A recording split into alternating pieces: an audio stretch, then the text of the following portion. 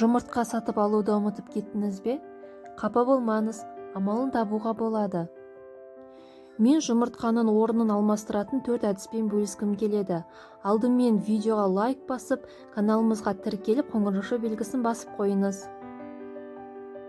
Ең бірінші жұмыртқаның рөлі жайында айта кетейік. Ол кез келген пісірмелерде өз формасын ұстап тұруға, барлық компоненттерді байланыстырып, қопсытқыш қасиет береді. Сонымен бірінші кеңесім: 1 ас қасық жүгері крахмалы мен 2 ас қасық суды араластырып, 1 жұмыртқаға тең қылып қолдануыңызға болады.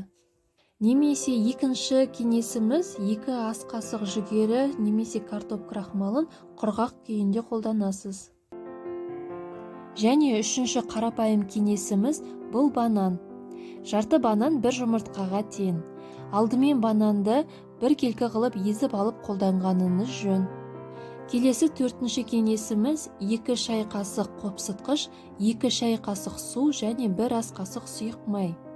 Осы массаларды араластырып, жұмыртқа орнына қолдануыңызға болады. Ал булочки, пирожки, самса тағы басқа пісірмелерде бетіне жұмыртқаның орнына кәдімгі өсімдік майын қолдансаңыз болады. Біздің видеомызды туысқандарыңызбен, жақындарыңызбен бөлісуді ұмытпаңыз. Олар да кішігірім тығырықтан шығатын жолды қашанда біліп жүрсін. Каналымызға тіркеліп, лайк, комментарий қоюды ұмытпаңыз. Келесі қандай пайдалы ақпараттармен бөліскенімізді қалайтыныңызды комментарийға өз ойыңызбен жаза кетіңіз.